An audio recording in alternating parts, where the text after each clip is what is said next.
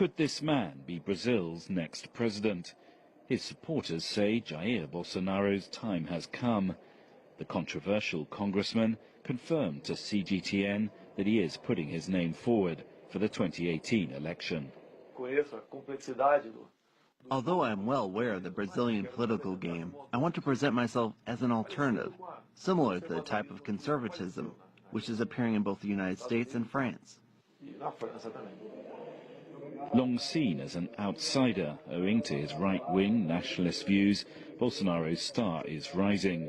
That's partly because almost the entire traditional political class here has been caught up in the biggest corruption scandal in Brazil's history. A third of the Congress has been implicated in the so-called car wash kickback scheme involving billions of dollars.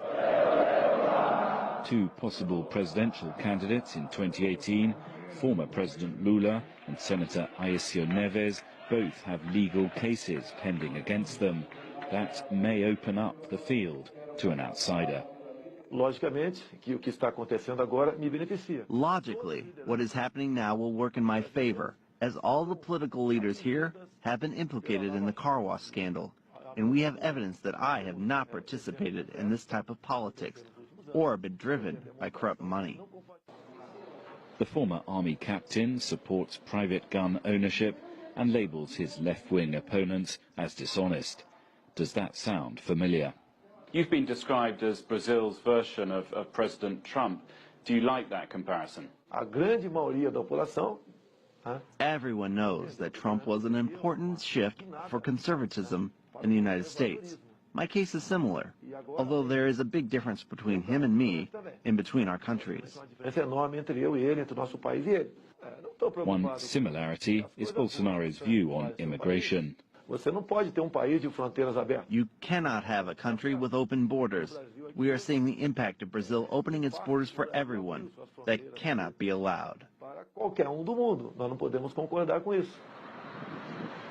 He cited as unacceptable the situation in northern Brazil, where thousands of Venezuelans are now seeking refuge from their country's crisis.